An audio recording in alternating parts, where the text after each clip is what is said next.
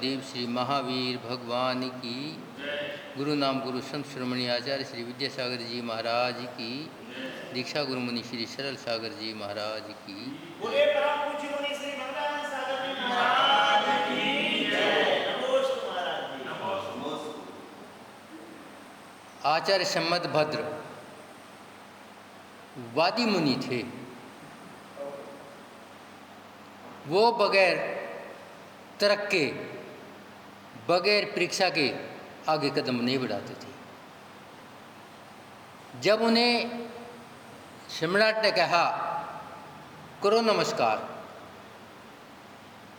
तो उन्होंने मना नहीं किया। कहा मैं नमस्कार करूंगा, लेकिन करूं किसे, ये झेल ना सकेगी, क्योंकि मैं समीचीन धर्म को ही नमस्कार करता हूं, और समीचीन धर्म का नमस्कार मिथ्या धर्म नहीं कर सकता।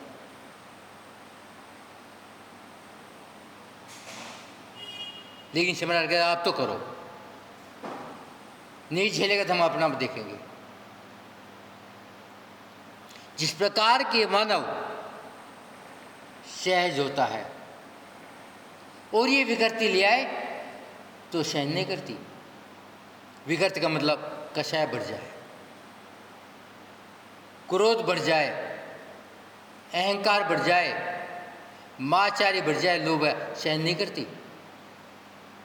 और इन करने से अन्य अन्य बीमारी आ जाएगी, क्यों मानव जो है सहज है, और ये विकृति सहज नहीं है, विपरीत है।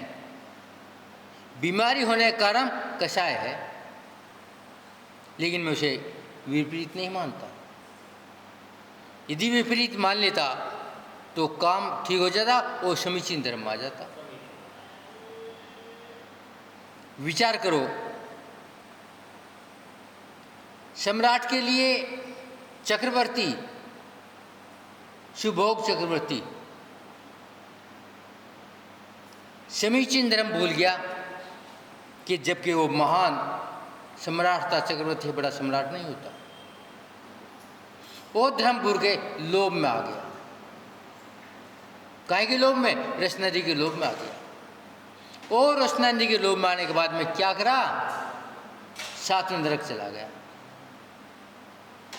एक मामूली सी विकृति पैदा की,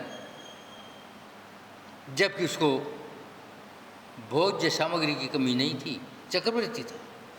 एक चक्री के पास 365 रसोइया होते हैं, जो एक साल तक योजना बनाने के बाद एक दिन का भोजन बनाते हैं। मगर रसना इंद्र का गुलाम हो गया। उसका ही पूर्व भव का रसोइया जो व्यंतर बन गया था, बीच बदल कर आ गया। लो फल खा लो, मैं आपको भेंट देता हूं।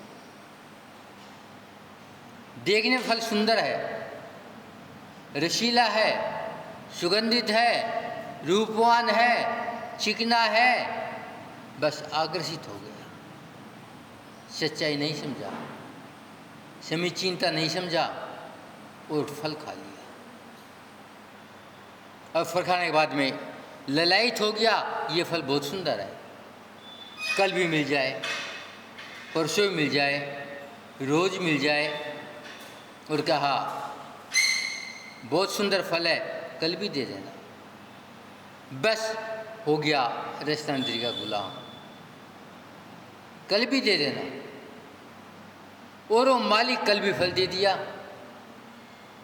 और आज फल में सुगंधता भी, मिठास भी, रस भी, सौंदर्य भी ज़्यादा भर दिया, क्योंकि आर्टिफिशियल है ना। कितने भर दो? सम्राट कहता है आज तो और भी ज़्यादा आनंद आ गया, कल भी लाना, कल और सुंदर दे दिया। अब कहता है ये रोज रोज का चक्कर नहीं कटेगा, मैं मजदूरी आदमी हूं, यदि मैं तेरी मजदूरी करूंगा तो रोटी कहाँ से खाऊंगा? मेरे उपवन में बहुत सुंदर सुंदर फल हैं, एक से एक उत्तम है। तुम एक दिन जाके उपवन देख लो। समुद्र के परली तरफ है, और तुम तो चक्रवर्ती हो, समुद्री को बात ही नहीं है। देख लो और अपने कर्मचारी को बता दो, वो ले आएगा और खाएगा। क्या हो गया? रसनेंद्रिय की गुलामता होगी। पहुंचा समुद्र में, कहला मैं माली नहीं हूँ, मैं तेरा ही रसोइया हूँ। तूने मेरे ऊपर खीर फेंकी थी और मैं तेरे कारण व्यंतर बना हूँ, और आज मैं तेरे से बदला लूँगा, तुझे जिंदा नहीं छोड़ूंगा। मार के ही दम लूँगा, तूने भी मार के दम लिया था। लेकिन मरते आदमी नम्र हो जाता है, कहता कोई रास्ता है बचने का? कौन पूछा? एक चक्रवर्ती, किससे? व्यंतर से, क्योंकि सम्यक नहीं है। यदि सम्यक होता तो एक विनती ना करता। वो जानता जब मौत आती है बच नहीं सकते, और व्यंतर मार नहीं सकता था। क्या बच सकता है? पानी में नमोकार मंत्र लिख दे और पैर रख दे। वह जैसे ही पंच परमेष्टि का अपमान किया, नीचे चलता चला गया। कहाँ जाकर रुका? 7वें नरक में, महत्तम भूमि। कितने दिनों के लिए? 33 सागर के लिए। अपमान कितनी देर किया था? 1 मिनट के लिए। यदि वो अपमान ना करता, वो सम्यक में रहता, तो व्यंतर मार नहीं सकता था। चक्रवर्ती का अकाल मरण नहीं होता, मगर डूब गया। तो आचार्य कहते हैं बगैर पुरुषार्थ के सम्यक नहीं होगा। अब पुरुषार्थ करना पड़ा, श्रद्धा के ऊपर, देव शास्त्र के ऊपर श्रद्धा होगी तो व्यवहार सम्यक हो जाएगा। मगर उसको श्रद्धा नहीं थी, डूब गया। जिस प्रकार के कोई व्यापारी व्यापार करना चाहता है, काहे के लिए करता है व्यापार? धन के लिए। व्यापार धर्म के लिए नहीं होता, व्यापार धन के लिए होता है। एक व्यापारी ने व्यापार किया धन के लिए, और व्यापार क्या है? जहाँ जिस चीज़ की कमी हो वहाँ वो चीज़ की पूर्ति करवा दी जाए। कहाँ से? जहाँ जिस चीज़ की बहुलता हो, बहुलता से ले, कमी में पहुँचा दे और बीच में नफा कमा ले। यही तो व्यापार है। तो एक व्यापारी ने सोचा अमुक देश में दूध नहीं होता और मेरे देश में दूध की बहुलता है। यदि मैं वहाँ दूध का व्यापार कर लूँ तो माला माल हो जाऊंगा। उसने कुछ गाय ली और पहुँच गया वहाँ जहाँ दूध नहीं था। पहले दिन दूध दोहा, गरम किया, शक्कर डाली, राजा को भेंट कर दिया। राजा ने पिया, कहने लगे कौन सी पेड़ का फल है? मेरे यहाँ एक गाय नाम का पेड़ है, उसका फल है। मैंने तो कभी नहीं पिया। मैंने तो लाल लाल पिया, कड़वा पिया, दुर्गंध में पिया, लेकिन ये तो आज ही सुंदर मिला है। कल भी दे देना। कल उसने दूध लिया और रबड़ी बना दिया, शक्कर डाल दिया और पेश कर दिया। राजा ने कहा ये तो कल से भी स्वादिष्ट है। ये कौन सा पेड़ का है? उसी पेड़ का है। राजा खुश हुआ, रत्नों के थाल भेंट करती है।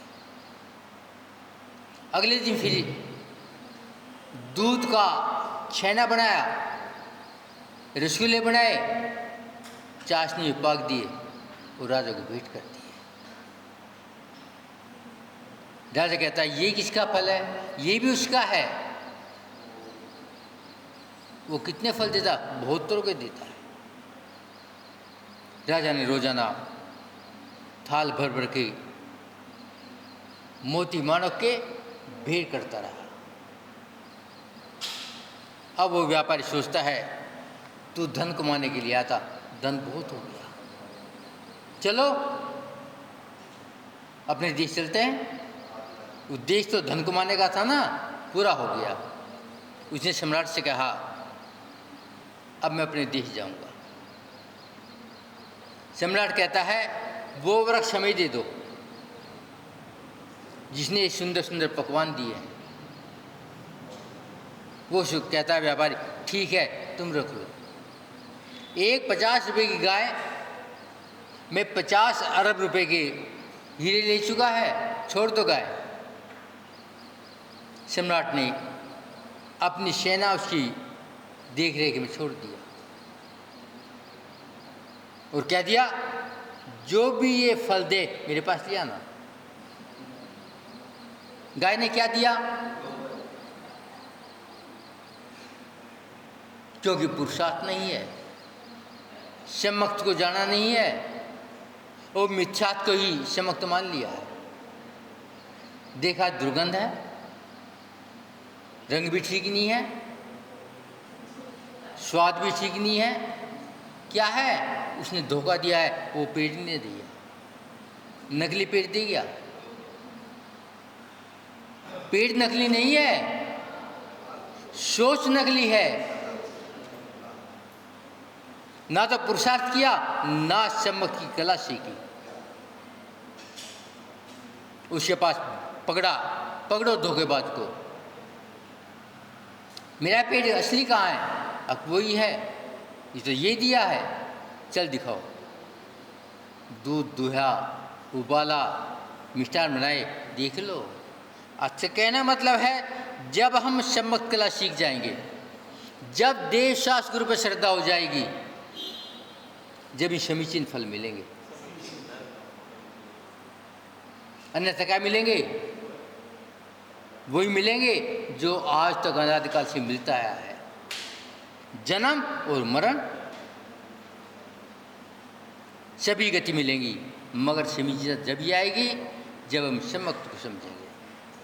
तो कहने का मतलब ये रतनकर साहब का आचार्य ये बताता है कि हम समीचीनता कैसे पाएं,